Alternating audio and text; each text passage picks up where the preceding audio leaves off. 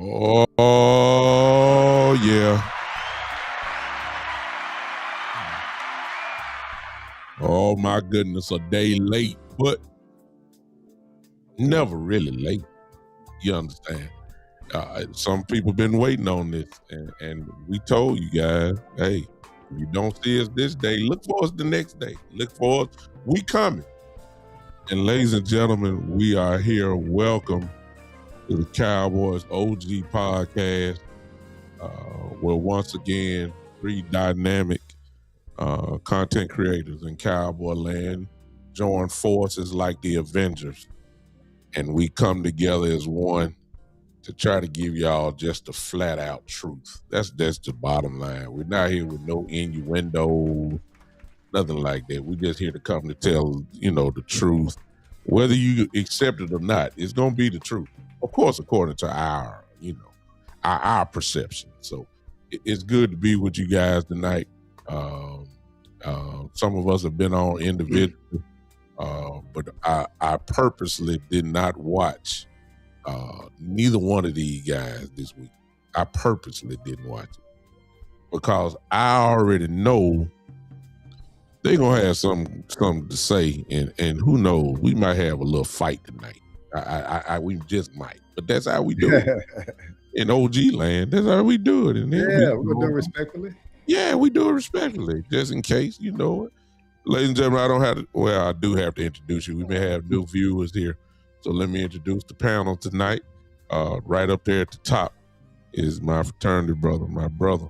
The one and only Cowboy Joe is in the building. Put your hands together. Yeah. Right there in the middle is what I call the glue. I call him the glue. He's the philosopher of the crew. And he a bad boy without a doubt. Been a bad boy, just like Joe. Cowboy Joe. These some bad brothers, man. And this dude in the middle is legendary.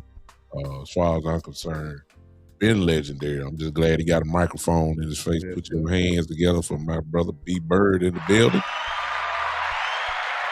Yeah. I think y'all clapping a little bit too long on that one. Now, B Bird. It's good. What did you say? It felt good. It's good. And then, of course, I'm just me on Big Time and the Big Time Show.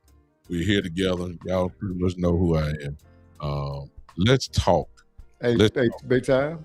Yo. Let me say one thing, man. This will be real quick. So they put me in charge of going and finding a new van for our church. So I went to the small country town, man, El Campo, Texas. My first time going there. I went off the road to go to this Ford dealership. It's in the middle of town. They don't do that no more. I went into the dealership, and they had one car on the showroom floor. One car. I wanted to use the restroom. They said, "No, you can't use it here. You got to go back to where we service the cars at to get it." So I went on back there. This country town, man. So everybody in there older than me. Then I went in there and we finally made the deal. But, it's in the church name. So I told them, I say, well, we made the deal. I'm going to go home. So I went home. Called them back late on the afternoon. Hey, did everything go through? And they said, well, now the guy said, yeah, man, look, I went to lunch. So now the finance guy gone to lunch. So when he come back, we'll start working on the deal. So at the end of the day, I called him back. Y'all worked up. No, we ain't got to it. We'll get to it tomorrow. Oh, wow. But that's how OGs roll, man. We ain't in no rush to do nothing, man. We missed yesterday. We're going to get to it today, baby. That's all it is to it, man. One thing we ain't going to let you down. That's the bottom line. Yeah. If you just hang on, everything's going to be all right. Man, you crazy, B-Bird. That's a crazy story. I could go so many ways with that. It's unbelievable, but I'm going to leave that alone. But they ain't got nothing to do with football, what I'm thinking about right now. That's what I was thinking about when he said it. Yeah, all right. See, I already know. Everybody else in the chat know too. Like the movie 42. Look, hey, let's go to work. Hey, watch this, y'all. Check it out. Hey, let's all thank God B-Bird made it back to the microphone. Yeah, he made it back. Yeah, thank God. Because see, I'm thinking a total different way right now. That's what I was thinking. Yeah, exactly. I made it, man. I made it. I like that. Yeah. Ladies and gentlemen, we got a lot to talk about. I want to say, everybody share if you can. Share, hit the like button for sure. Everybody, wherever you're watching from, hit that like button. Want to make sure I'm going to go ahead and turn the party over to Cowboy Joe, as we always do, and let him start the train rolling, and we'll roll on from there. So Cowboy Joe, as they say it's a I ain't gonna say that. They used to say it's a blank show on the dance floor. So I ain't gonna even call you that, but it's showtime. You on the dance floor, Cowboy Joe. Oh man, glad to see you guys. And so we got breaking news on the show today. So Javonte Williams, so 3 years, $24 million. Just based on some of the comments I've seen. So the Cowboy universe seems to be okay with this deal. I know my son is excited. He's a huge Javonte Williams fan, but I think the way they did this deal, guys, it still just leaves them room to do other things if they want to go, get another back, which I think they should. If Jeremiah Love somehow falls to us, you can still do Jeremiah Love. So it's really a good deal. And I think if I'm Jerry, what I'm trying to do in this offseason is do things that are Dak friendly. So this is a Dak friendly contract. And but yeah, I think it was a good signing. It was so we can get into that if you guys want to take a look at that. Yeah. Yes. So the thing about that signing is it's I'm sorry, was you through Cowboys, Joe? I'm sorry. I'm through, yeah. Okay. So the thing about that signing was it was really fair for everybody. It's really 2 years, $16 million guaranteed. So I mean, that's a really good contract for Javonte coming from where he came from. You know, as a running back, they don't get paid much anyway. We talked about it on here before. A running back doesn't stop you from doing anything. These are the contracts that kind of Jerry and Steven kind of, you know, they kind of thrive with these type of deals, these lower tier. They kind of struggle with the bigger ones. No, they do struggle with the bigger contracts. But the thing about Javonte is, man, that he's a physical back, man. And the thing about it is physicality matters in January and February. You might be in some cold, rainy places, man. I'd rather physicality than speed and all the other kind of stuff. And he does have speed too. But he brought some physicality to our team last year, where he ran over a couple of people, man. And if you're going to be a running team, man, that's what you need. So I like that. It got it out the way. We got a few more big ones to go, but you know, or another big one to go, that is. But you know, this is a good start. B-Bird hit the main thing, and I see Kels is in the building, and Kels is. What's up, Kels? She's also hit the main thing. When you get long-term deals or multi-year contracts, the thing that you need to look at the most is the guaranteed money. Correct. That's where all the business is. So you just heard B-Bird say it, $16 million for 2 years is $8 million a year. Traditionally not what the Cowboys you really want to pay a running back, but they know, or at least they got a good sample size of what this dude is. And he definitely is a part of the number one offense in many categories of the league. And like I told you guys when we were together last time, if it's not broke, don't fix it. This kid is young still got fresh legs, Yes. Still effective, had his best year, obviously. Great addition. Plus, you don't have to worry about this at all now. Now, I'm going to take it a different direction very quickly, and we can turn it back over to Joe in a minute and continue on with this a lot, and I'll say this to the chat. I want to go back to Stephen Jones. Stephen Jones said that Javonte Williams was number one on the list. Now, I heard him say that, and I be dang. They didn't waste no time. Free agency didn't even open.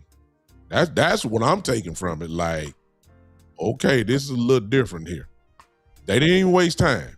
He said it, and I be dang. Before free agency even open, he's already signed. And so there was no procrastination. There was no, waiting till the last minute like they always do. This is before the door even opened. And so I could look, I've been doing it lately, but I'm shocked. I commend whoever's in charge of getting this thing done. I commend them. That if you know what you want, you just go out and just go get it. George Pickens was not number one on the list, according to Stephen Jones. He's always said that Javonte Williams was the number one guy on the list. And I be dang.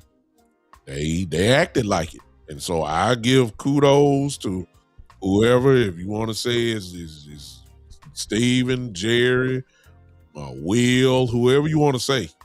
I commend them for doing that. And that's what I want to, this is different. We don't usually sign our free agents this early. We don't do that. And we did it today.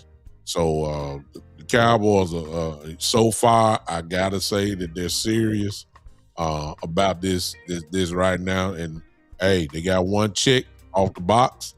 Now let's move to the next box and let's see if it is Pickens. Let's see if a lot of people are saying that this talk's supposed to happen during the combine. Well, the combine is coming up.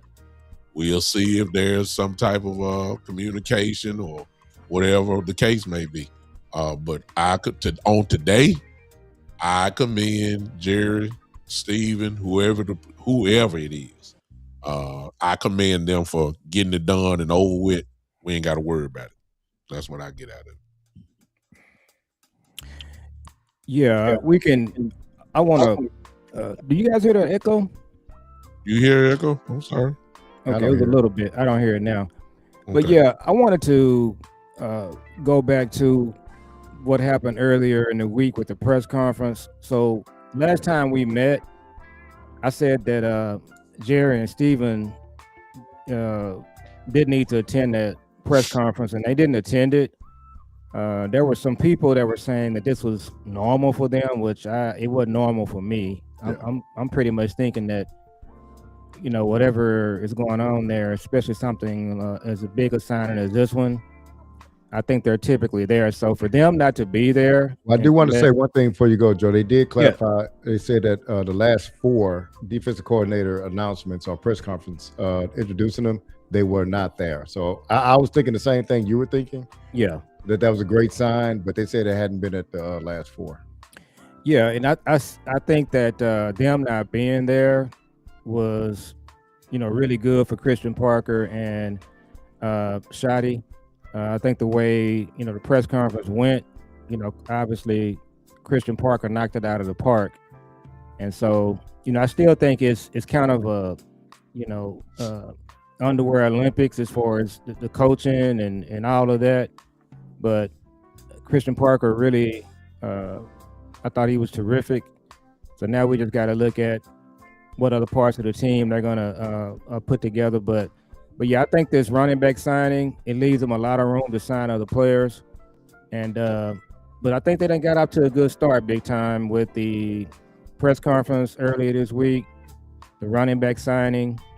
And so, you know, my son Jules, he calls these dominoes. He wants to see certain dominoes falling. So he called the first 2. They done failed. And so now we just got to see what's going to happen with Pickens. I think they off to a good start, and we're going to just see what happens in the days ahead. So one of the things about that I came out, I didn't get the chance to listen to all the Christian Parker's interview, but I did listen to most of it. One of the things that came out is that they interviewed pretty much 40 people, man. So that was pretty good. That's unlike anything that they've ever done. And say Jerry was in on all 40 of them. So, and the last one was Christian Parker, and he kind of blew them away. So I like that. I like that they did do their due diligence. That's unlike what we do. We already have guys in our mind that we want here for other reasons.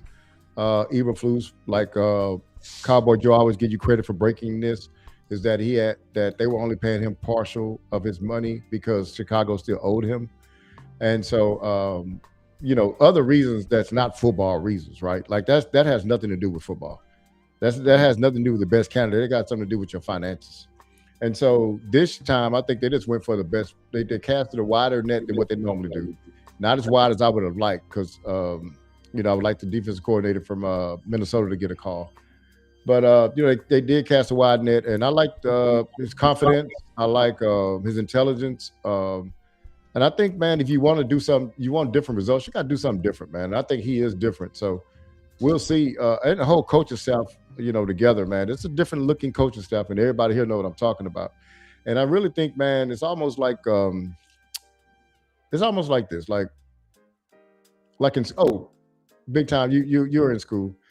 It's certain things that certain kids can't get over on my wife that they can get over on somebody else, right? Mm-hmm. And so my wife like, nah, you look like me. No, I already know you. No, you're going to go do this. And so she's pretty, you know, not strict, but she can kind of handle those people a little bit differently and better. And so I think, man, this staff here is, I just got a feeling there ain't going to be no excuses being given or accepted around here. I think they're going to hold these boys' feet to the fire. Hey, if you ain't doing your job, you got to go, partner. So I hope that's what it is. All of y'all are right, and I kind of listen to what you're saying, so I try to kind of come with a different perspective on what you're saying, because B-Bird said a lot of stuff that I was going to say. I was glad to go back to Joe, I was glad that Jerry and Steven were not there. They've never really been there for the defense coordinators, as y'all heard before. But in this particular case, I was glad they were not there. Simply because if Jerry would have been there, you already know the reporters would have asked him some questions and we would have got these, Little House on the Prairie stories and all that type of stuff. And what has been wasting time and all that. But with Jerry not being there, it gave more microphone time to Christian Parker. And in the case we were at, being the last ranked defense, I think most fans wanted to hear what he had to say. And even with Schottenheimer as well, I'd rather hear from those two than anybody else. I don't want to, I know we're going to hear from position coaches coming up as the year goes on, but these are the two guys that's pretty much only person was missing with a special team coach. That's it. I'd rather hear from Schottenheimer from an offense perspective and then the defense perspective and just see how they kind of, what they look like together. You know what I'm saying? In a room together. I was very impressed with the both of them. Schottenheimer, so far has knocked everything out of the park, as far as I'm concerned. But it was good to hear Christian. The part that I couldn't stand was looking at chat groups, not the reporters. I'm sorry, Chet. I just got to say it. So I'm sorry. I don't like when people are shocked that black people can talk articulate. I hate that word. You know what I'm saying? I hate that word. If it would have been, let's just be honest. If it would have been Jim Leonard, nobody would have said, so articulate. They wouldn't have said that. They would have just went along and said, hey, the man knows his position and all that. But for some reason, when black people talk articulate, it's news. And I didn't like that. But anyway, that was a lot of chats and all that type of stuff. Yeah. Here's what I got out of it, y'all. B-Bird, you say you didn't listen to it all. Probably need to go peep it out again. I don't know what part you didn't listen to. And those in the chat, I'm quite sure everybody in the chat kind of probably heard it by now. He gave us some clues what he's looking for in a player, especially at that nickel position. He went into detail about that. And if you weren't out there, I'll give kind of like a Cliff Note version. He wants this guy to do everything. He wants his nickel to cover. He wants his guy to line up as a linebacker. He wants his guy to even get on the edge sometime and blitz. And so what it sounds like to me is he wants a football player. That's what it sounds like, a guy, but he got to be somewhat fast to be covering people, and he got to be physical if you're talking about hitting people. So that to me, I thought that may, at least for me, the first thing I did was that I went and did another mock draft according to kind of what he said. Because for everybody think they got this thing figured out, I don't know that quite yet. They asked him about the front. He said this, and I didn't believe him. He come in lying a little bit. Noop got a little smoothness to him. He said I was in, the front seven is pretty good. And I said, no, Noop. No. Front seven ain't good. The defensive linemen are good. That room is pretty good. Linebacker, I don't know about that now. So you can look at it a couple different ways. He can attack it free agency, obviously, or, of course, he can talk about the draft. But I didn't quite believe it at all when he talked about, saying that, the front seven, the Cowboys front seven is pretty good. No, it's not. The defensive lineman is pretty good, but not about the linebacker. So I think that when we start talking about corners, as far as drafting, I think you probably need to go back and listen to him as far as a nickel goes. The guy that it sounds like to me, the guy that was, even though I don't believe we're gonna get him, but if Caleb Downs falls right there, it is no question who we taking. Yeah. It's no, because he described Caleb Downs. I think that kid from Oregon is not too far off from Caleb I think it's Downs. Dillman or something like that. Element or whatever. Dillman, I can think of Element. Yeah, he fits that role as well. And then of course when we start talking linebacker, and see that's the wild card. You know, I don't mean to go too long, but this free agency thing is gonna be kind of interesting. Because I got a feeling that the way he's talking, and he didn't confirm it at all, but I got a feeling he got his eyes on, if that means people coming with him from Philadelphia, so be it. You know what I'm saying? Yeah. I got my brother Jay Bryan in here. He's officially my scout guy and film guy, even though I watch film too. But is he the 49er guy? No, Jay Bryan, Cowboy fan. Okay. He's a Cowboy fan. Okay. And Jay will be able to tell me what Dylan, I'm quite sure he's already watched it. So just be looking in the chat and see how do you like Jay? Jay, do you like Dylan Thiem? And I hope I'm pronouncing it right.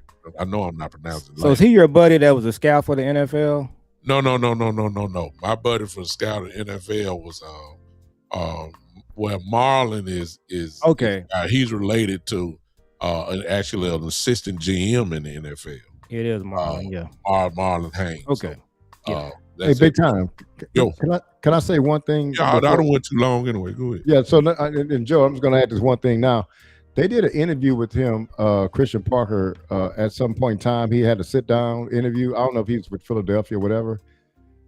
And to echo what you said, he said he thinks that the most important position on the field is a nickel cornerback. Yeah. He said that. And so when he said that, and I didn't catch that in the press conference, but it mirrors everything that he said. And when he said that, when you was talking, and I looked down, I said, you know what? It sounded like Jordan Lewis. Yeah.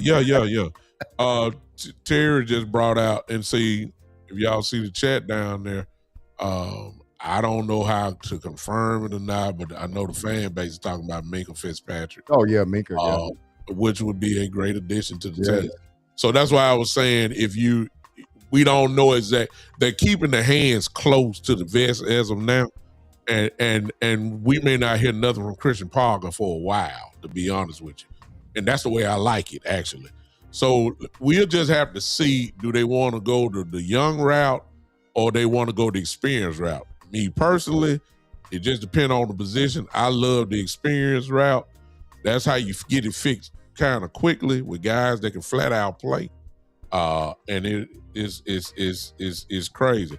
I see you, Jay Bryant. I see you. Just put something in there. Okay.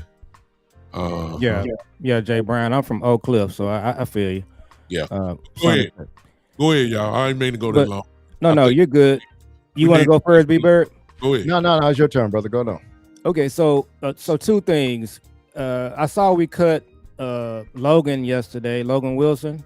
Yeah. Mm-hmm. So that was a clue where this is going. So I talked about this on the show with my son. So when the Cowboys played the Bills the first time in Pasadena and they won the first Super Bowl, so the following training camp, they was down in Austin, Texas. They was practicing down there. So I drove down to Austin with a friend of mine. And so the player that you guys are describing and what Christian Parker is talking about is really Darren Woodson. So I went down there and I watched practice. And so Darren Wilson's rookie year, he played a lot. Yes. But going into his second season, before training camp even started, Jimmy Johnson said Darren Wilson is starting. He told James Washington about it. James Washington was not happy with it. Yes. And Jimmy said, I'm not worrying about James Washington. He's going to play. He's going to be fine. And so both of them played. And in fact, James Washington should have been the MVP of the Super Bowl that next year. So where I'm going with that is when I watched the practice guys, when I saw Darren Wilson line up before preseason started, I watched the whole practice. He was all over the field big time. He was covering the running backs. He was covering the receivers. Tight ends. He was covering tight ends. He was coming down in the box there. Physical. So when you watch these safeties, Steineman, and when you watch the Ohio State guy, That's who they remind me of. They can play all over the field, and that's the kind of linebackers he's looking for too. So I think we just need to just sit back and let him cook. But I think what we've been talking about on our shows before, this safety and linebacker room, if they can get this thing figured out and get the kind of players that he wants, I still think we can turn this thing around quicker than people think. I'm gonna throw one name in. I don't mean to, and Bieber, you get it right here. You see, I think Blankenship is in play here too. I do. His safety with Philadelphia, who's a free agent. I think that Blankenship is in play. I mean, what better way to to kind of speed up the process with a guy that already knows the position, knows what he's looking for, and Blankenship. I'm not saying he Caleb Downs, and I'm not saying he's all these other guys. But Blankenship is a day one plug-in starter who fits that narrative that he's looking for. Blankenship, we played him. We saw Blankenship was everywhere. He lined them up almost kind of as a chess piece, like a queen on the board. Blankenship was in the linebacker spot. I've seen Blankenship blitz from the edge, and then of course he plays safety. Sometimes I even seen Blankenship play single high safety, and that's crazy.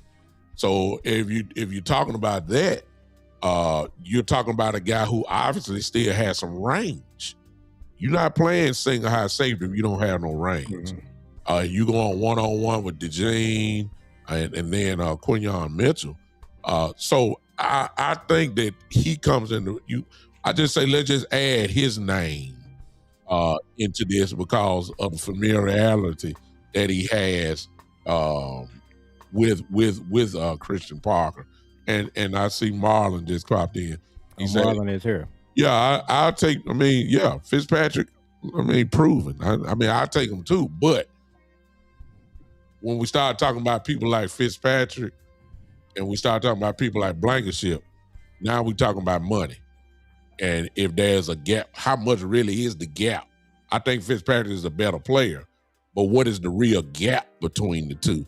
Yeah. And how much is that gap worth? Yeah. So I don't care what nobody say. Till the Cowboys show me differently, they cheap. So that's the bottom line. So I think that just based off what he said, because see the fan base had kind of dictated what we need, what that player looks like.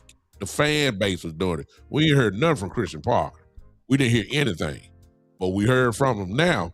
And since he said that, I have to look at the draft a little bit differently, especially that nickel. I ain't never heard nobody say, I just want a football player at the nickel position, somebody that can line up on all three levels. I ain't never heard that from a defense coordinator. And once I heard that, I said, okay, let me look at Theo. I know Downs can do that. Let me look at that kid from Oregon, since everybody keep calling about it. Let me think about Blankenship. Let me think about Minka Fitzpatrick. Let me think about these guys. And that would fit him. Go ahead. I'm sorry. I didn't mean to go that long. No, you're good. I've been of the mind that we need two new safeties. I think our safeties are not athletic enough. I don't see them making plays down the field. I'm just really out on our two safeties, and I've been like that for a couple of years. And I'll tell you what it was, man. It's a simple play. Not only every time our corners get beat, our safety's never there. But it was a play, I guess, against New York Giants maybe 2 years ago, and it was called back. But anyway, Hooker ended up picking up the ball and running with it. And he was running it back, and he was clearing the field. Man, the tight end caught him from behind. Walked him down. I was like, whoa, dog. I said, man, if a tight end walking you down, not that tight ends are slow, but it shows me the lack of athletic ability that we have back there. And we need better athletes back there. So I'm of the mind of getting two. Really, if you get Minka and, draft a guy, I would love that. Another thing too, man, and I understand what you're saying big time, but between Blankenship and Minka And I know the Cowboys look at, okay, what's the most efficient way to do this, right? Like at some point you got to say, this is go get the better player. Yeah. Let's just go get the better player, man. We're not gonna worry Right. about saving because I think this, man. I said this before. If I make the best pie, a sweet potato pie in America, and I say, okay, I'm gonna start selling it, right? Then I said, you know what? I can save some money by getting great value sugar. Man, I don't need that real good butter I used to use. You know what I'm saying? I don't need all the stuff. And little bit by little bit, at first, the first taste, you change one ingredient, it won't be that bad. It kind of tastes like, but over time, now that pie don't even taste like the pie that you even started with. Why? Because the little you change little things here, little things there. You cut back here, cut back there. Now you don't even have a great pie no more. It's just a regular old pie now. And so that's what the Cowboys do, man. They like, we don't really need to spend that much here. We need to save here, save there. This is a competition. Yeah. They got folks out there making good pies. You better make the best pie if you want to win. And so I think going to Reed Blankenship, man, that'll be, it'll be an upgrade over what we have slightly. But I think if you want a playmaker, a guy back there that's going to make a difference, a guy that can make a difference in you being, deep in the playoffs or at home, I think you got to go with Minkah Fitzpatrick. I like it. So I'm gonna do this for the most part, all off season, all the way up to whatever the last transaction can be made. My thing with the Cowboys, man, we've seen them do 30 years of doing things a certain way, and it hasn't worked. They can't tell me where what they've done has worked. From the salary cap, we talking about trades, just whatever transaction you can think of. And so I'm just gonna say that I want Blankenship, Fitzpatrick. I want you to run out every ground ball that you can get. I want you to turn over every card. We're 30 years, guys. So I don't want to hear anything about your salary cap and about your pie to your point, B Bird. Man, and the thing about it is these ideas that we're talking about, you can actually do them. You can get Minkah Fitzpatrick and you can get Blankenship. Just nowhere you can tell me they can't. So we can change the names, but what we need to see them do this offseason with this new coordinator, with what Shadi is doing, I think Shadi is kind of going back to the way his dad ran the organization, the way he did things. So my thing with Jerry and Steven, I'm just not giving them much room for this. We got so much pie and, we're going to wait till everybody gets signed. Man, we are done with that. So to answer your question, you can get Blankenship, you can get Fitzpatrick. You can also draft a safety.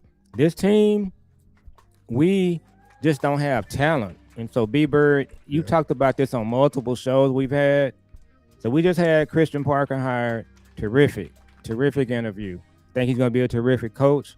I think he's going to be a head coach at some point. But to your point, B-Bird, until they get him some players, he's fighting an uphill battle. And I just want to see Jerry. No, we're not. I don't want to see Jerry and Steven. I want to see Shadi get this thing done and get some good players in here and get this safety room turned around, this linebacker room, man. That's why cutting Logan Wilson. I've talked about Jimmy cutting Jack Del Rio back in the day. Jimmy was just like, man, what we're doing, you can't do this. We need way faster players. We need way better players. So that's what I want to see this offseason. I don't want to hear the excuses. Let me throw something in since you just said Logan Wilson. For those that do not know, I believe that the number is that we saved is $6.6 million for letting Wilson go.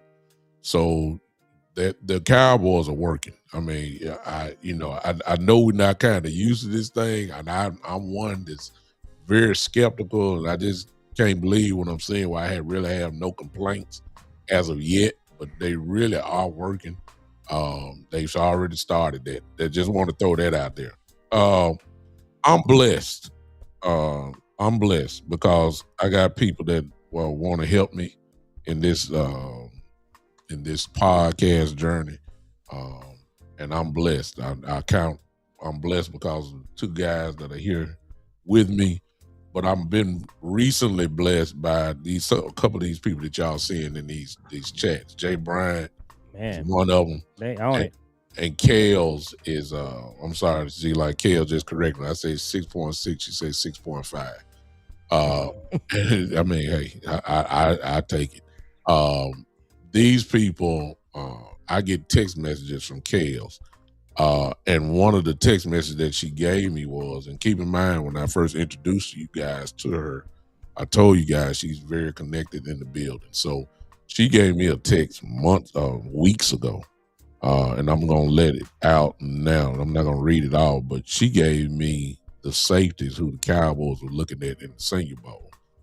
One of the names that popped out to me, because I've already done a little film work on it, Jay Bryant, I need you to look at this name here, because you put a lot of names out there that's a cornerback and safety type dude. Those combinations, which is perfect, and every person that you named was right. However, let's throw out a name that nobody knows real quick, and his name is Emmanuel McNeil Warren. Emmanuel McNeil Warren from Toledo. I looked at him. He's from Toledo. He's a strong safety, hybrid type nickel type dude. He jumps off the film.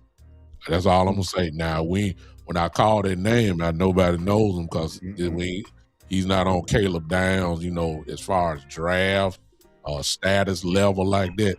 I don't know if you peeped him out, Jay Bryant, but I need you to work on that one. Emmanuel McNeil. It's Emmanuel McNeil Warren. The best safety, Mr. Burns, is Caleb Downs. That's an easy one. Caleb Downs may be the best player in the draft, period, regardless of position. That's how bad he is. A lot of people got him as the number 1 player overall on the board, and that's above the Heisman Trophy winner. That's above Kane, and that's above all these guys. This dude is really the truth. So we're not anticipating Downs to be there at 12, but it's some bad boys. And let me give you the names real quick, y'all. The Cowboys were looking at Caleb Downs, obviously, from Ohio State. This is what Kale sent me. The Cowboys were looking at Michael Taffy from Texas. You guys may be familiar with him. I am, yeah. The kid from LSU, AJ Housey, who's a bad boy too.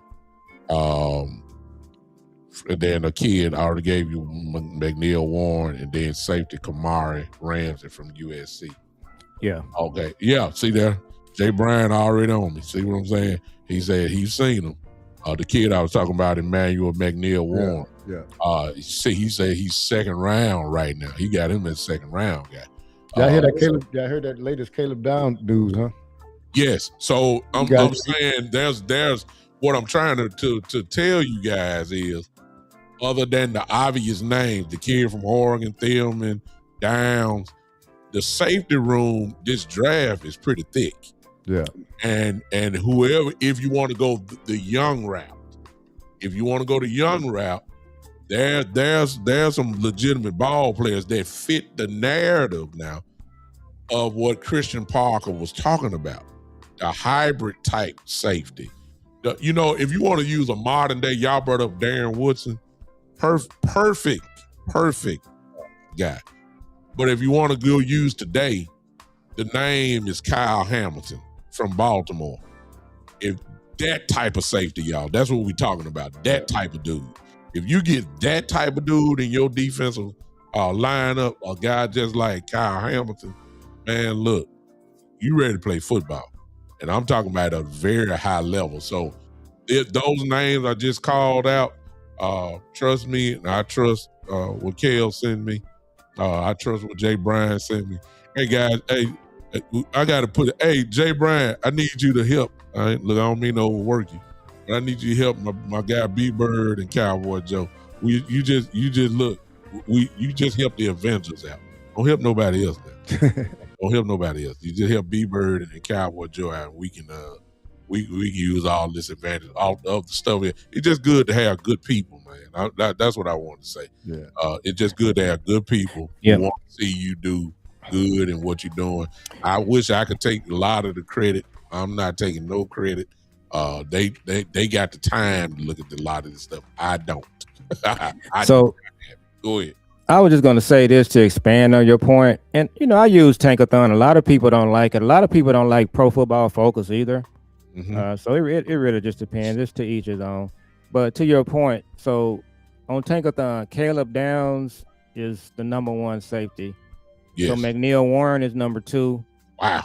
Thieneman is number 3. So, but the thing that I want to point out about McNeil Warren is the Cowboys don't have a 2nd, 3rd, or 4th round pick. Yeah. So my thing is this, and I'm gonna just keep talking about this, guys.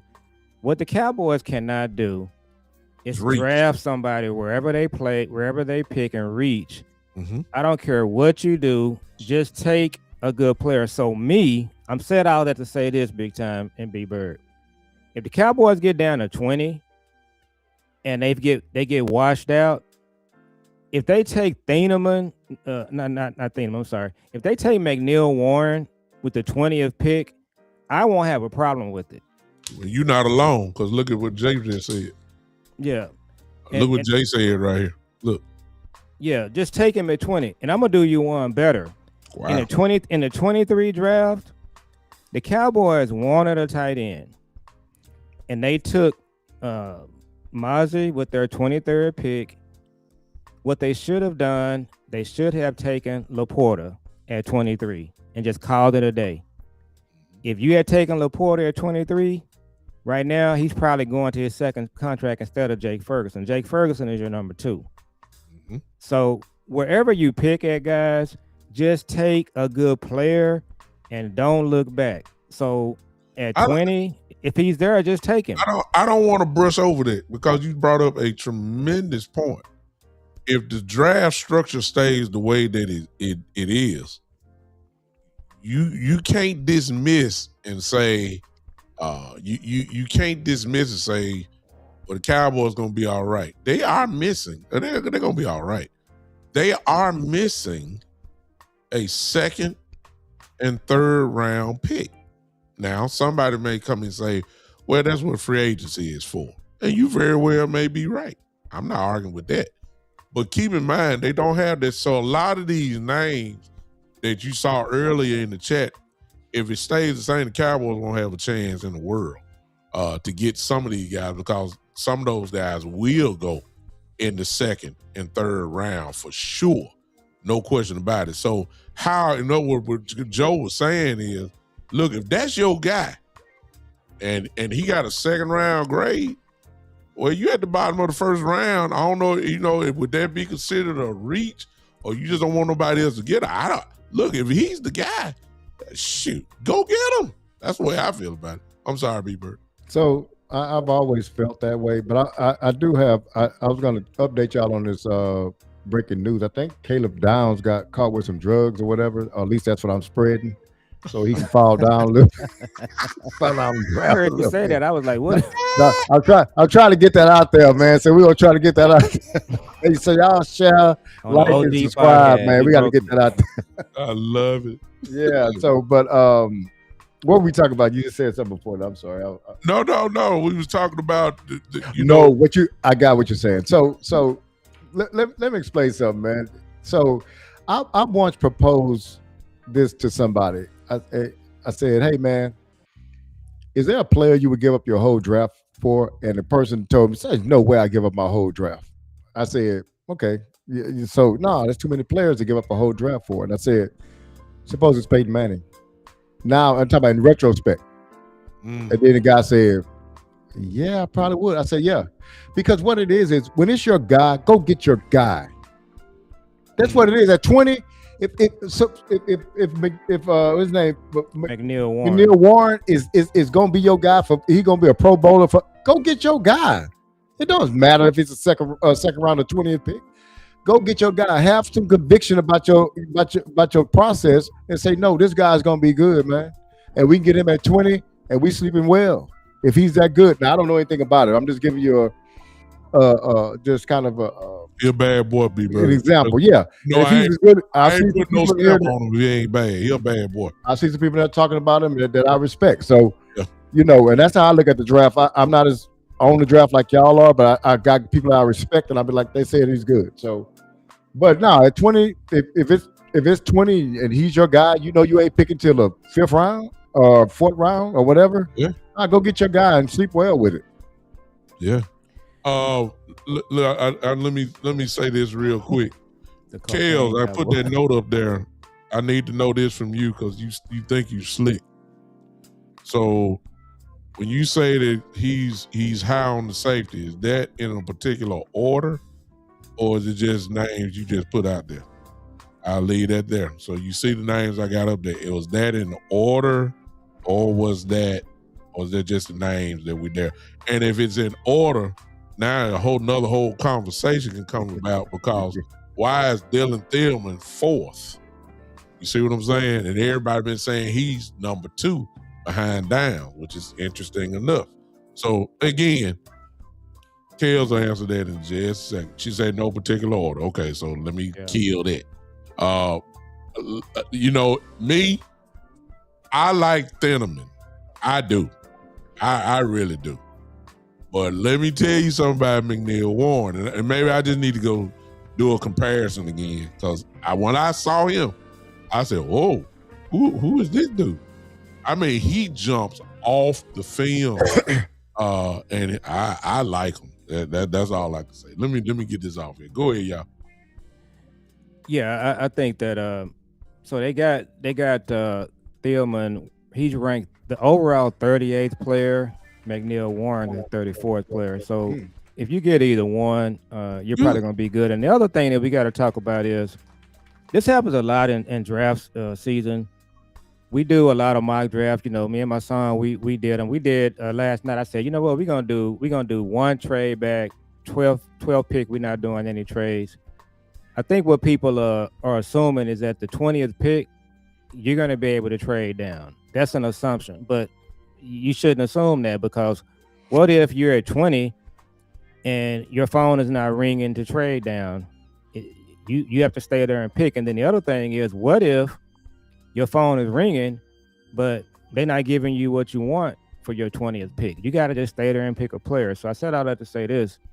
If you're there at 20, if you like McNeil Warren, just take him, okay? Mm-hmm. If you can trade down to 26 and pick up some extra picks, just take him. Just do. You need to come out of this draft no matter what. I do not want to hear it. I do not want to hear another Cowboy player, from content creators, from everybody at the Star. Well, he needs 3 years to develop. He needs to. Like, man, look, I'm gonna tell you this right here. I ain't got time for that. Oh. I'm looking at my bedroom window right now. If we draft somebody and they talking about they need 3 or 4 years to develop, my wife is gonna be calling the insurance company. I'm throwing everything in this room out this window right here. Y'all gonna see it on the news. Yeah, I'm done with that.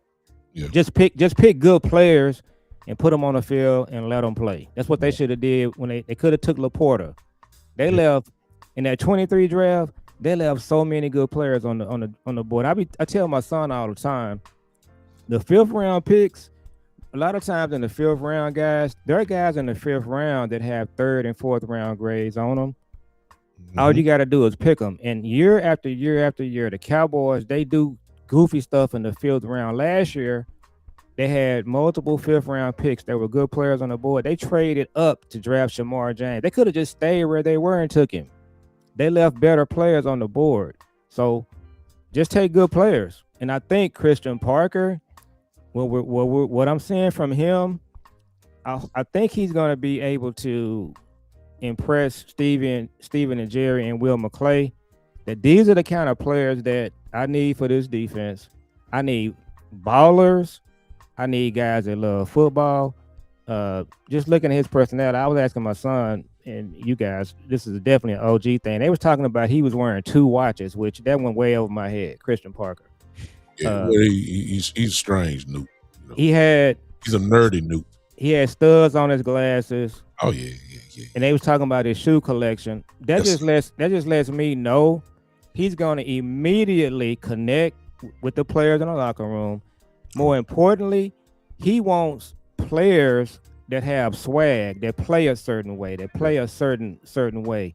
This right kind of guy stuff, hopefully that's what he's able to get Steven and Jerry out of. Yes. Let me throw this in because I was wrong. I didn't get it in. We just talked about the nickel. Hey, appreciate it. Hey, everybody. Hey, Christopher Lawson. Yeah, we got a lot of people in the chat. A lot of people in the chat, man. We appreciate all you guys. Everybody hit that like button. Wherever you're watching from, hit that like button if you're enjoying the OGs tonight. Hit that like button. That won't cost you absolutely nothing. Hit that like, smash it a few times for us. Please. This helps us out. Let me throw this in. Christian Parker also gave a clue, a major clue. You knew with the reporters, that's why I was glad Jerry and Steven was not there, because we got to hear him talk a whole lot more. And one of the major things that we heard was that we running a 3-4. And being that it is a 3-4, anybody knows anything about a 3-4, your outside linebackers are going to have a dual role. They're going to get down, put their hand in the dirt sometime, and then they also going to have to drop.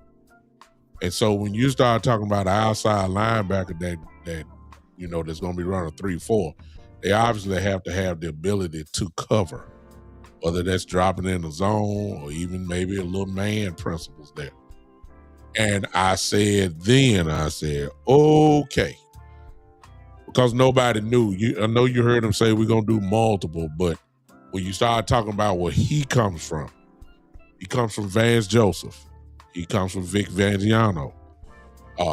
Listen, those are 3-4 guys. This is what he learned from. So you can expect a lot of 3-4. So even on that note, when we start talking draft or your free agents in the linebacker position, they better be a hybrid type dude. And so when you look at our roster now, you know, you're going to roll with Overshown as long as you can. You know, hopefully he can stay healthy because he's explosive. I think Overshown can do it all, to be honest with you, when he's healthy. Maris Leofile, however, comes into question. He's explosive, but can he cover? I don't know. I'm not trying to down Maris at all. I don't know what Parker feels about him. So if we start talking about the draft, this brings another whole element into play. And I saw a name in the chat. I believe it was Tyrone, who said, whatever you do, don't call out Falk name. Falk is the dude from Auburn. And Auburn plays a 3-4-D. And Falk, of course, did it. And for some reason, some people like Falk, some people don't. But if you're going to run a 3-4, you're going to have to get some guys that kind of familiar with it. You're going to have to get, whether that's a rookie or not, you're going to have to get somebody in there. And the only reason why I'm saying that is because I'm thinking that changes maybe a little bit of the style or draft or who you're looking for. You can say we need linebackers, but what type of linebackers is what I'm talking about. Because in order to run what he wants to run, you just can't have the old big dude, outside, a guy that can just flat out run but can't cover. See what I'm saying? You can't. Can your linebacker drop in the coverage? Can your linebacker set an edge? Can your linebacker blitz off the edge? Can your linebacker, and I'm not trying to compare, but I'm saying if y'all want to get a picture in mind, can you be somewhat of a DeMarcus Ware? Ware could do it all. But we use him obviously as a pass rusher, but Ware could drop if need be. He had that type of speed. this is what he's looking for. Now, I don't know what y'all perspective is on that, but I kind of looked at linebacker. A lot of people like Mr. Rodriguez from Texas Tech, but he's an inside guy. You know what I'm saying? I'm talking outside linebacker type dudes like Overshown, possibly Leofow. Who are those guys? A lot of y'all talking about Nakobe Dean coming over. Nakobe is kind of an inside guy. Not, I don't think he's really outside. I think he can do it, but I don't think he's primarily inside guy. What y'all think about that? Since he's going 3-4, I don't know. Well, your pressure usually from a 3-4 comes from. The pass rush usually comes from the outside linebacker position in 3-4, because your defensive ends are defensive ends, but they're usually bigger guys, right? Yes. But one of the things I thought about was I look over at Pittsburgh and they got they got some guys that can get after you, Nick Herbig, and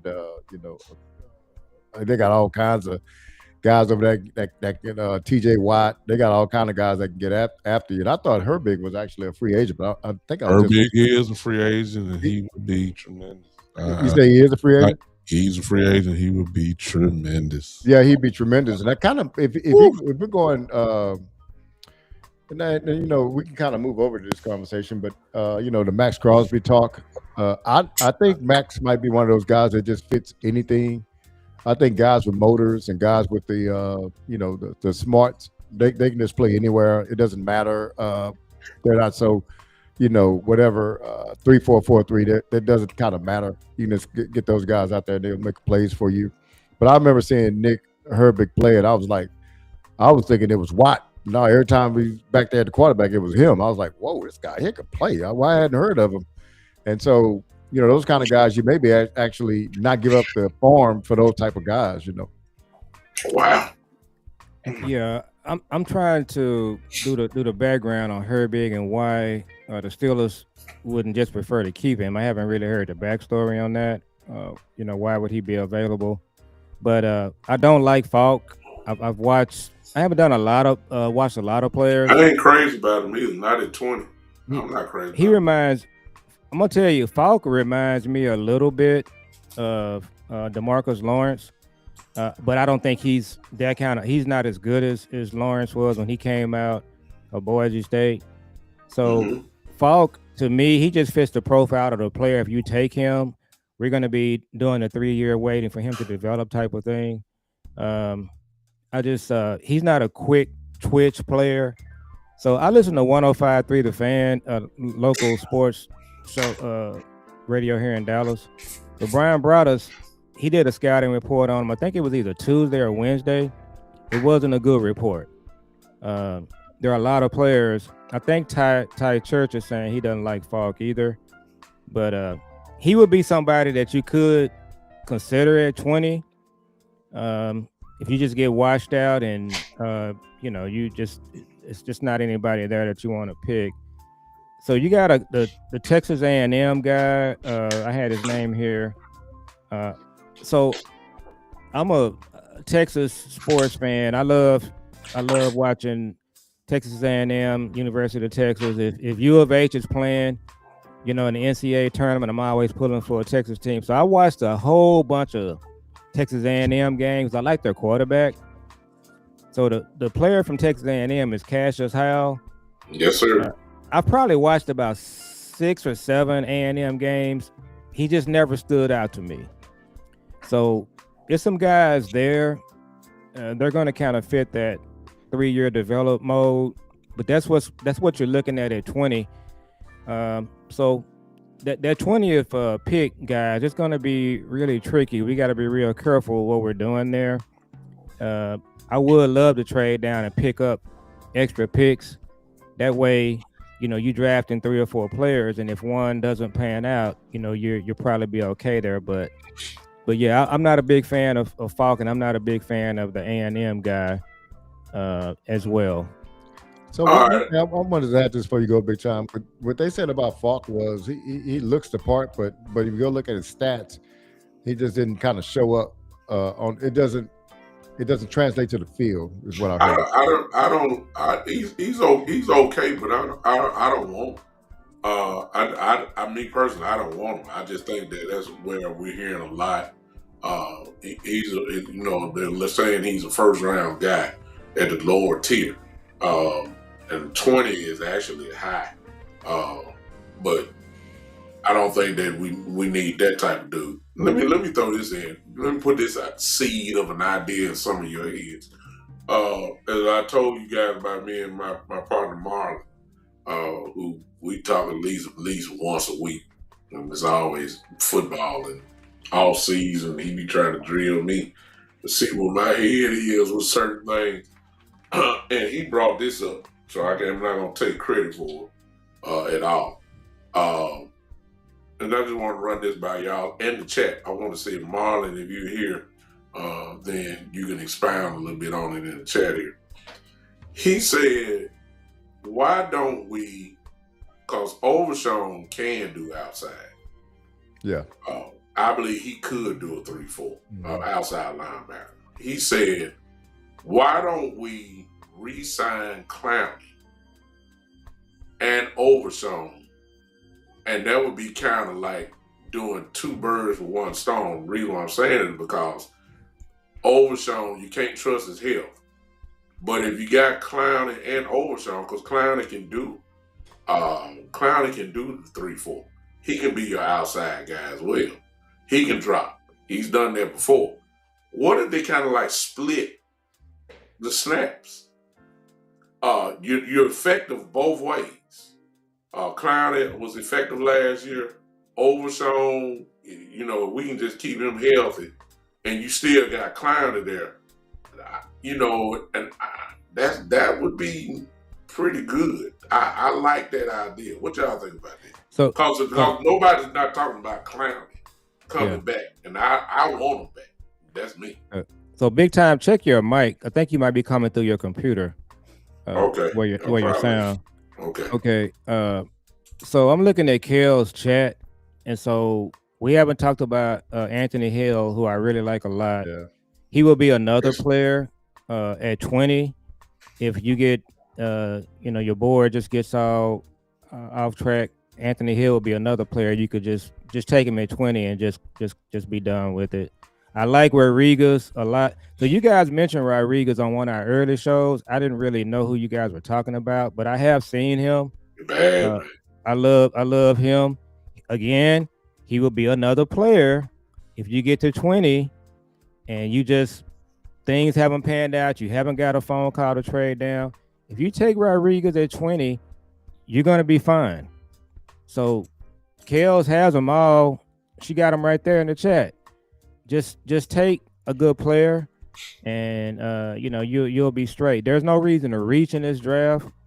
If you got Minkah Fitzpatrick and you signed him, some other guys, we talked about Blankenship earlier. What you want to do, guys, is just start working on rebuilding your defense, rebuilding your team, and let's just go out here and, Dallas could be the team that nobody wants to play if you do this right.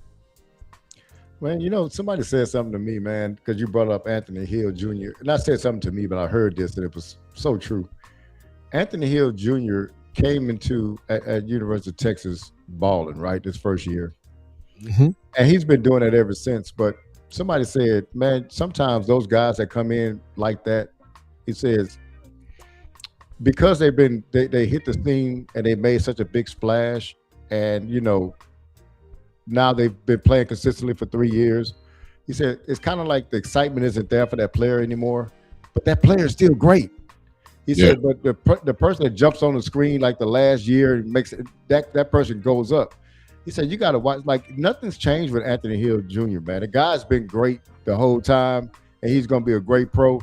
But it seems like some luster falls off his draft status because it was 2 years ago he hit the scene, and you know what I'm saying. But it's interesting that he said that because he brought up a wide receiver. I can't remember who it is now that's going to be drafted this year. But he said this guy came in and he's been great. He said it's just that like he was great his first year, and and it feel like he's tailed off, but he hasn't. So like you get Anthony Hill Jr. and then you get a Rodriguez. Anthony Hill Jr. has been great for 3 years at least. You know what I'm saying? I don't know how long Rodriguez has been great for. Wow. I just wanted to put that. Am I sounding all right now? Yeah, you sound good, man. You do. Hey, I got a question for you, Big Time. Yo. So is Rodriguez a brother? No. He's not. No. Okay. All right. He's Latino for sure. Okay. All right. Yeah. But he is a bad boy. Yeah. I like, but the only pushback that you probably would get, Joe, on that is that his draft grade is somewhere almost right between the 3rd and 4th round. That's what I unless he's advanced. I don't think. Let me see where he is on this board I'm looking at while y'all talking. Go ahead. That's the only pushback. He's a first team All-American. I mean, he's a bad boy now. Ain't no question about that. But I don't know if you grabbed him at 20, folks will say that's a reach. So on this board I'm looking at, he's a 73rd ranked player. So 73rd would be bottom of the third. Top of the third. Yeah. Top of the third. So that's the only thing with that. Now to go back what you were saying, that is where you were talking about earlier about trading and getting back possibly in the 3rd round. Yeah, that's where he comes into play. That's where you're talking to get somebody like him. I doubt very seriously. I've done a few mock drafts and Rodriguez lasted until the 4th round. So I've seen it happen, but there's mock drafts. But yeah, I'm watching him now. I've seen him play. Let me just say this: if you trade back, you draft him in the 2nd or 3rd round, you're gonna be good. You're gonna be good. Yeah. Exactly. Now he played for the coach. Just so you guys know, so Joey McGuire, the coach for Texas Tech, he's one of the up and coming hot coaches in college football. So Joey McGuire coached at Cedar Hill High School. I remember that, which is one of the cities that we lived in back in the day. Cedar Hill, DeSoto, they're Duncanville, exactly. That's the down here where I'm from. But yeah, Joey McGuire was a head coach at Cedar Hill High School, and so if you playing for Joey McGuire, you can be on my team, and you're gonna play well. Yes. Hey, is it possible we can pivot for a moment here? Because I don't want to go too far, because I think one of the hottest topics is Pickens, and I wanted to see what y'all kind of thought about that, because they're talking about the first contact is going to be at the combine with the agent. So I wanted to see if y'all had what kind of thoughts y'all had on this process going forward.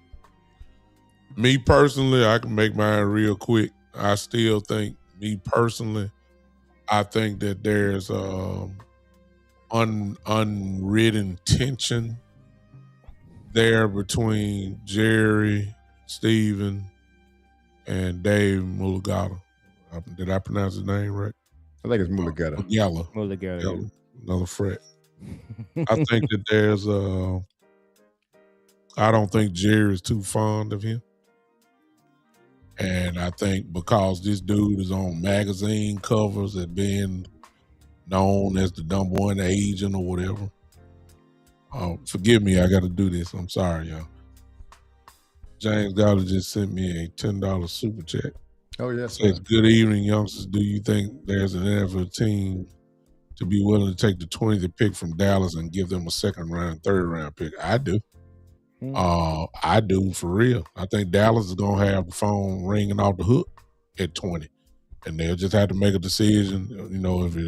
If sometimes you get an offer that you can't refuse, and you'll take it, and that way it can happen. I can see that. Appreciate that super chat, James. Thank you so much for that. I think that Dave Mulugata, I believe that he is a problem. I think Jerry wants to put him in his place. This is just me talking. It's just me talking. I don't have no. I don't think. I think they want to prove a point like you ain't running nothing here. You know what I'm saying? Yes. And he tried it with Micah, and you heard what Jerry said. I don't want to talk to agents. I did everything with Micah, and that was it. Well, you run into this same guy. The difference is Pickens is a different breed, and said right from the beginning, I don't do nothing. You talk to my agent. It's the agent they don't want to talk to. And so I think there's going to be some issues. I don't think it's going to get done quick. I think it might be done much, close to the deadline, because they love to say deadlines make deals. I believe that this will be the case. I do not like that. I just feel like if you had a different agent, I believe this thing probably will get done, especially once you're hearing. I don't know how true it is. They're saying Pickens only want $30 million. You know what I'm saying? I don't know how true that is, but if it is that, they ought to be running to get that deal done, because you getting Pickens at a bargain. Yeah. As crazy that may sound, at $30 million a year. But I make a long story short again, I think that I believe my frat brother is a problem for Jerry Jones. Yeah, so he is our frat brother. So we're gonna take just put some hope in him out there. So look, deadlines make deals, hang around the rim. We like our guys. We got bust a budget. Yeah. That's another reason I'm glad they were not at the press conference the other day. So I'm gonna look at it. I'm gonna say this. So I think last year when they traded Micah right before the season start, I think that really had an impact on our team, especially the defensive side of the ball. It wasn't something that helped your team. I say this right here: if they don't get this Pickens deal done, it's going to impact your starting quarterback, because he wants to get him signed, and it's going to impact your offense. So the Cowboys, they will be foolish for 2 years in a row to just basically just hit your team, slap them in the face coming out of the gate. There's just no reason to do that. I think David Mulugeta, very sharp guy. He gets good deals for his players. I also think he's a reasonable guy. He has a reputation of not being reasonable. I don't think David is looking to not get this deal done. And so I think I mentioned this on our last show. If Jerry and Steven, and I think it's mostly Jerry, if they don't get this deal done, if I'm Dak, I'm just going in. I'm saying just transfer me to trade me to Houston or New England. I can go to New England or Houston. I can win the Super Bowl in the next year or so. That's what I'm doing if I'm Dak. But I'm thinking that they're going to get it worked out. What I will say is being reasonable. I don't think David Mulugeta is going to ask for 41 million. It's probably going to come in like around 35, 34. And I think that's where you get it done. But we're not going to know until we know. But I'll say that if you don't get this done, if you're Dak, like what is Dak's mindset? So on this whole thing, I see Kelly Kells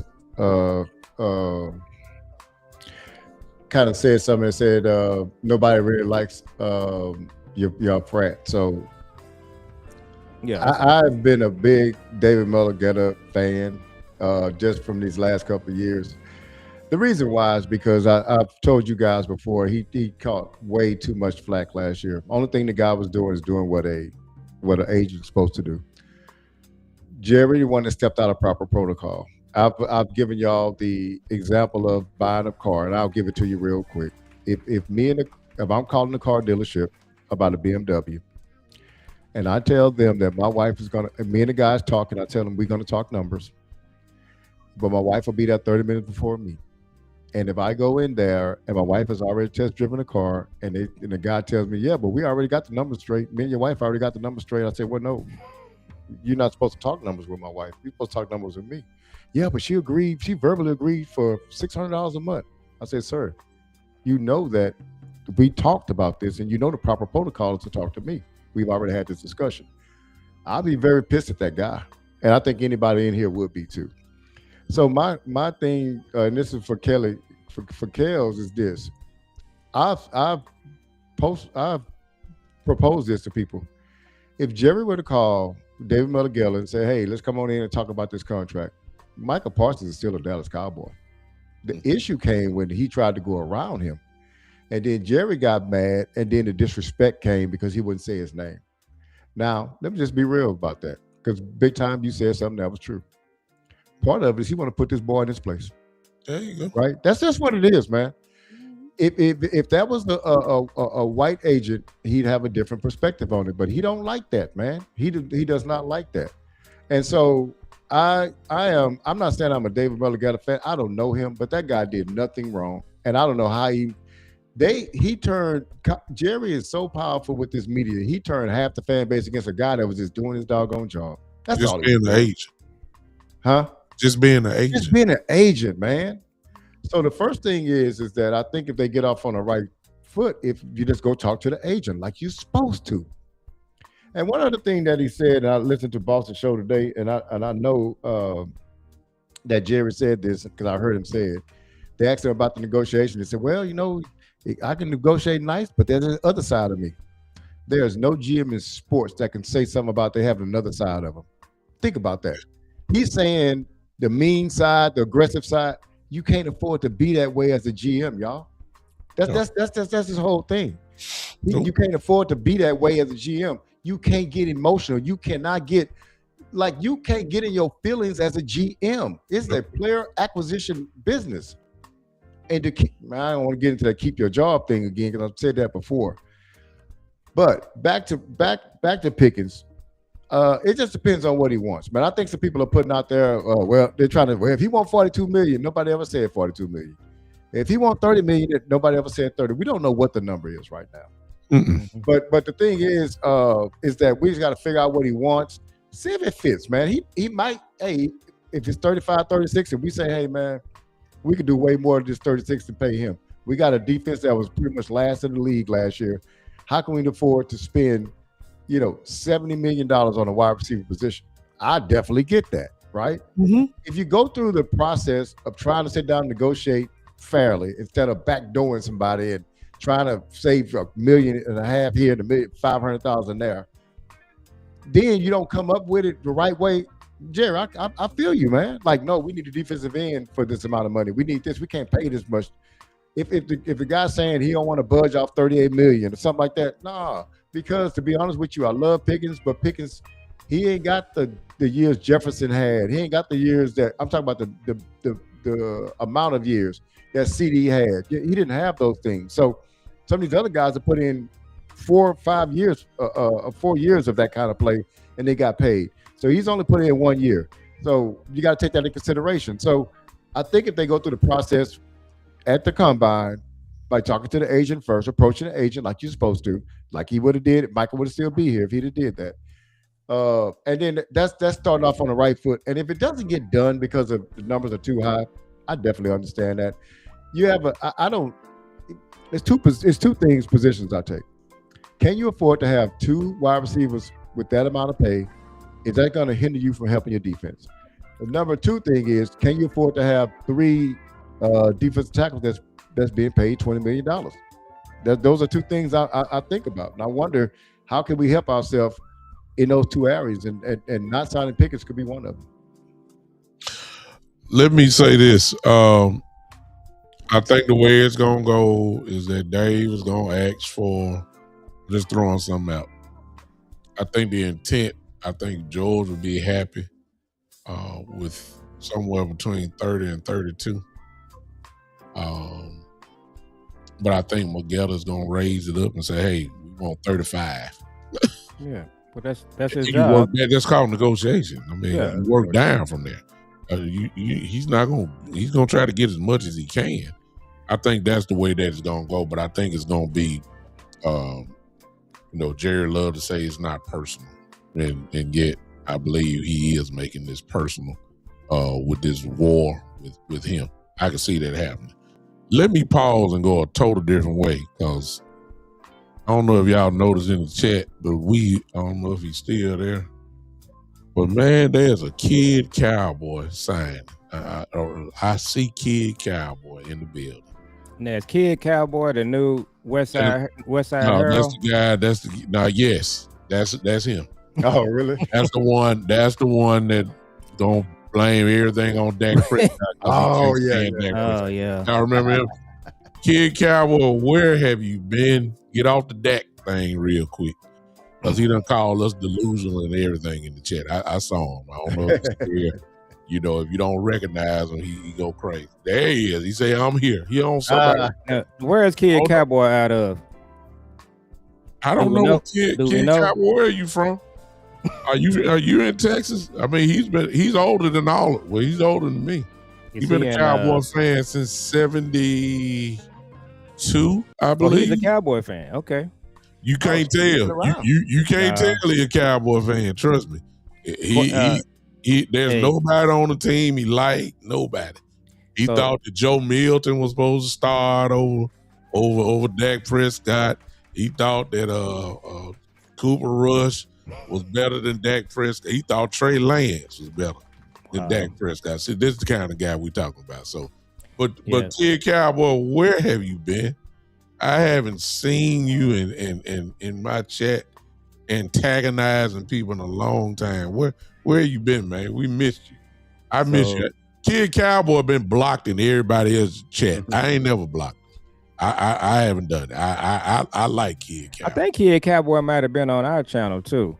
Yeah, 1966. He's been born in 1966, so he's a Cowboy fan, so he say. But you couldn't tell the way he talk bad about the team. So I don't know. I want to say this. There you go. Here comes somebody saying he's a pro. Yeah, he's like Eastside Harold. I was going to say this.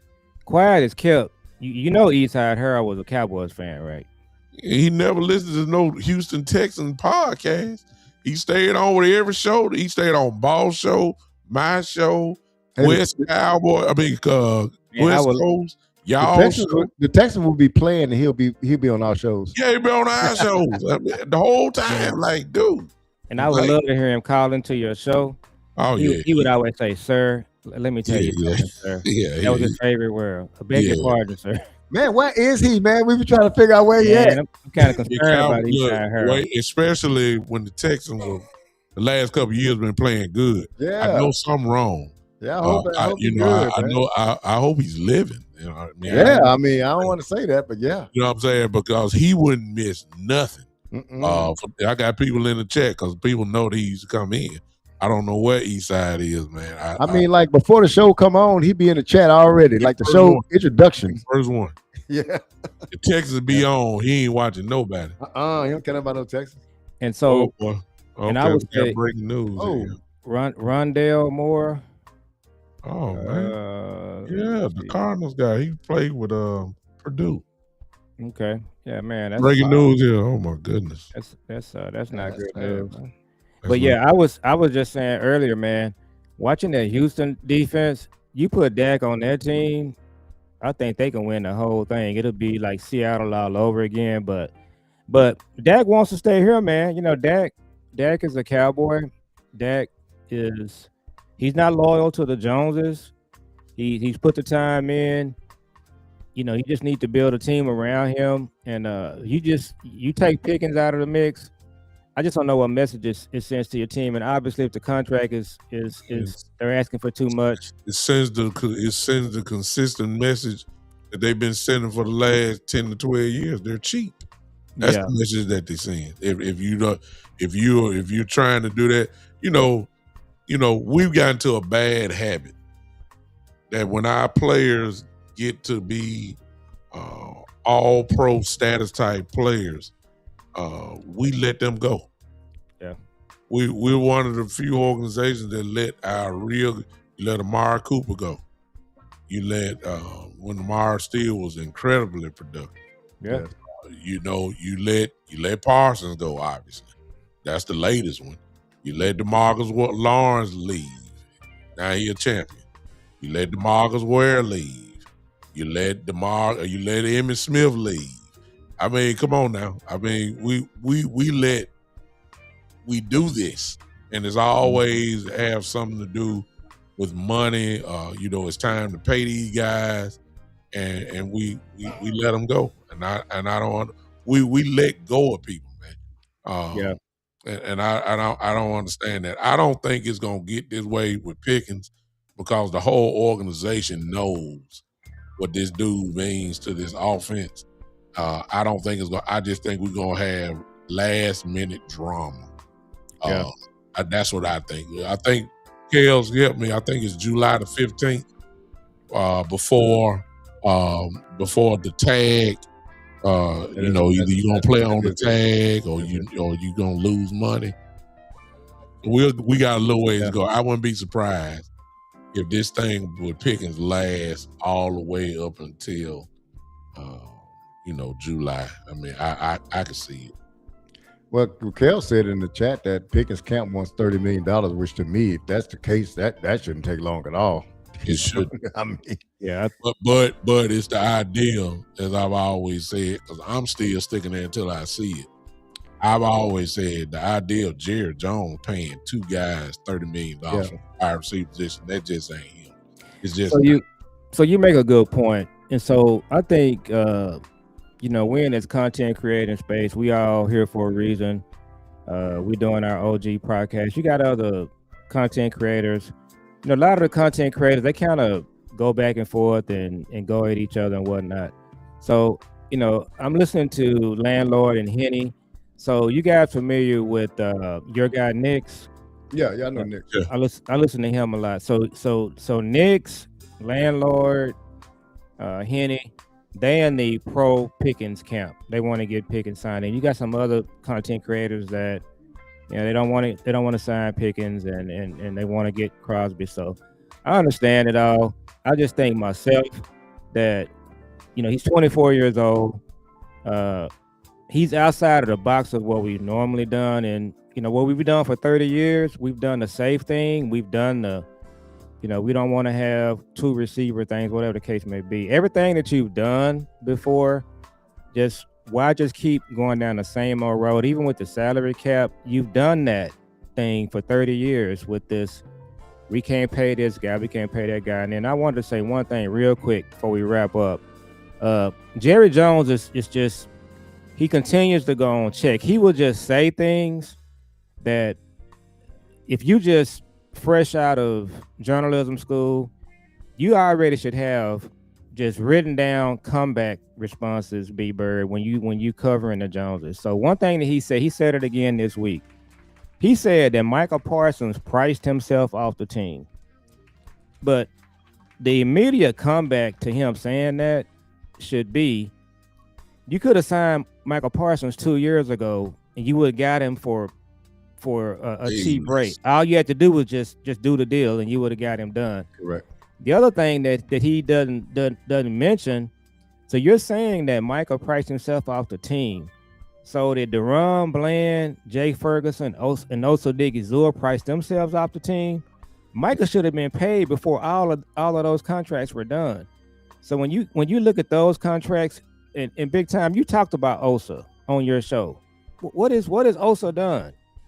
So did Osa outprice himself off the team? Right. So when Jerry says those things, it should be like he shouldn't be allowed to get away with just he says stuff like that, and nobody calls him on it. So I want to talk a little bit about something that Big Time said earlier. It seems as though like the Joneses almost like hate when players do real well, like the year CD had. They like, oh my God, we got to pay this guy. I don't want him to do well. And I've always, this is a concept that I have and I understand it because I play it in my mind, but a lot of people don't understand this concept, and y'all might not understand it even after I say it. When Jerry sits down and negotiates a contract, he's negotiating with his personal money versus a GM that's negotiating with somebody else's money. So let me tell you the difference between it. I'm gonna try to explain this real quick. I used to work on a gambling boat. And so after the casino, after the boat docked or we was out there, we just had to go count the money at night. And it's a long time ago. But we'd count like $1 million, $1.5 million. So I was just talking to some of my friends one time. It's like, well, what you do? I said, yeah, we count money. So how much is like, man, we count like $1 million every night, like 1.5. I said, it's like $1 million, man. That's a lot of money, man. $1 million. I say, it ain't my money though. We're just counting. It's like It ain't even like money no more. It's like mine. If that was my gambling boat and I was counting, I count everything slow. Why? Because this is my money. You see what I'm saying? This is my profit. I'm gonna take it. I'm gonna take it to heart. So when Jerry goes to negotiate, y'all, he's negotiating like the second part, right? He's not just going through the motions and getting things done. He's taking it. That's why he gets into emotions about Dak. That's why he went and got Trey Lance. That's why last year he went to Parsons on the side because it's his money.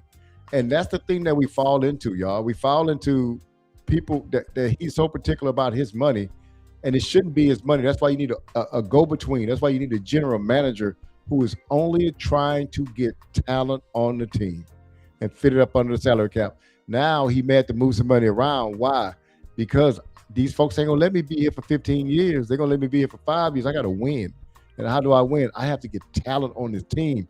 What about the money? Man, I ain't worried about the money. I ain't worried about the money. That ain't my money. That's another guy's money. He gives me a budget, and I stay, as long as I stay within that budget and I can move some stuff around, I need these players, man. That dude in Philadelphia, he's GMing for his job because it ain't his money. He can just go out there and make plays, man. So I just wanted to kind of bring that to it because people don't understand that his money and not his money thing. We have the only GM that's negotiating with players with his money, and that's why he gets in his feelings about it, man. Wow. That's a good place to close right there. Exactly. I agree with Kel. Kel said this. That's a mini series. That's what it is, Kel. Kel said JJ is the reason for the salary cap. That's another whole story. Yeah, that's a documentary. It sure is. Go with that. So that's a great place to close with that, y'all. With what B-Bird just let go of. Hey, big time. I want to say one thing before you go, man. Shout out to you, man, because you went out there with your son, been out there all day, man. Just made it back about 10 minutes before game time here, man. We appreciate you, brother. Man, I just got sleepy. Just saying. For those that don't know, my son is just he sets my schedule because he plays AAU basketball. So if anybody's familiar with the AAU circuit, you know that the weekends are nothing but pure basketball all day, And today was one of those days. He had 2 games on Thursday, and then today he had 3 games. So we've been putting in the miles on my little Jeep today, all around the city of Memphis. And that started at 9 this morning, and literally about 10 minutes, well, I'll say 15 minutes before we came on, I had just walked into the house. So that is a lot of time. But as usual, when I get around my brothers here, make it go easy. So I'm good. Actually, y'all done gave me second life. I ain't sleeping no more. I'm actually about to watch the fight. I think Barreros and Garcia fight tonight. I think our girl is playing fighting tonight. Carissa Shields, I believe, fights tonight. So I'm gonna be watching her as well. So I'm gonna be up now. So y'all done gave me my second win. Listen, everybody go around the table, tell everybody where you at. That way we can go ahead and close this thing on out. All right, man. And again, great show, guys, and appreciate you big time. Busy day coming in, and look, OGs, we can always rearrange our schedule. We're professionals. We've been doing this our whole life. Hey, the world, we be in a much better place if they would just listen to the OGs. We know what's happening here. So, so our show. So I do a show with my son. It's called Father and Son, Cowboys and Sports Talk. So I started a show with my son. We started doing content a couple of years ago. So we still in the stages of really just putting our channel together. And my son is a college student, and he's in a the media world. So I do it with him. So a lot of our dads out there set the example. So these 3 guys on this show right here, Super Dash. I'll give us our own pat on the back. So you can find me also on Twitter at Cowboy Joe 64. So check me out on there, and then check out our son, me and my son on our show, and then go over and subscribe to all of our shows, B Bird and Big Time Show, and we certainly trying to put our mark on the content creating game from a Cowboy standpoint. All right. And so I'm B Bird Cowboy. Y'all can catch me at YouTube, on X, man. And it's always great to sit with my friends here, man, my brothers, man, and just talk a little bit of cowboy football, man. I appreciate y'all and the chat, man. The chat is getting even more full and more boisterous. So I love it. Kels, everybody else that contribute in too, man. The information y'all giving us, man, we definitely appreciate that. It brings a lot to the conversation. Again, fellas, this is great, and I guess we'll see y'all next week. But check me out on Twitter, same handle, YouTube, man, when y'all get a chance. And of course, you guys know me. I hope you do. Those of you that are on B Bird's channel and Cowboy Joe channel, if you don't know me, I'm Big Time of the Big Time Show. Simple. Just follow me there. Just type it in: Facebook, YouTube, Twitter. I'm even on TikTok, and I ain't even said hello to my folks on TikTok. Hey, y'all, I'm sorry I ain't even got to you. Let me see if y'all still here. I ain't even looked one time. I actually forgot that I hooked up the channel, and I'm trying to see if I can get you there. Okay, oh my goodness, I done had 88 people show up. Look at you. I'm sorry, y'all. They ain't with me right now, but I guess because I didn't want to recognize them. See, that's the penalty of having all this stuff and all these channels. You can't really see. Hello to all of you that are on X or Twitter or whatever time you're watching this. I appreciate all of you guys coming and hanging with me. Road Show, I see you. Everybody, man, I missed all of this. Okay. Let me get off TikTok. TikTok dangerous. Listen, hit those notifications. Everybody hit the bells. Whatever you have to do to get the sign on your phone to say live notifications from either three of us. That way you can watch our individual shows. But our target date, obviously, when we come together, we try our best to get together on Friday nights at 7 p.m. That's usually our day that we kind of carved out. And if we can't do it, you can rest assured we're coming just like now. Y'all know that my regular show, individual show, is on Saturday. At whatever time I come on, I try to do it at 3 o'clock. But obviously I knew I wasn't going to do it today. And then I know I did not do the OG show. And so I don't care nothing about my individual show. I got plenty of time to do that. I just got to make sure I get on with my brothers here because this thing is kind of lighting up. I don't know if you guys checked out my channel, guys. I want to thank all of you that watched the OG podcast show from last time. Just on my YouTube page alone, there were over 1,500 views. Just on the YouTube. I ain't even got to the Facebook page on that. So all of you that watched and whether however long you watched it, we appreciate all you guys that come and just hang with us on the show. Hopefully y'all like what we talking about. Let me say this real quick. I see somebody, I don't know who channel is on. It may be B Bird or yours, Joe. Somebody say they from Memphis, so I'm right here in Memphis, Anthony Sports. Appreciate you, homeboy. And I worked in Memphis off and on for 30 some years. I don't know who channel he's on, but Anthony Sports. I'm right here in Memphis as we speak. This is why I am. So, Anthony, you gotta connect with me some type of way.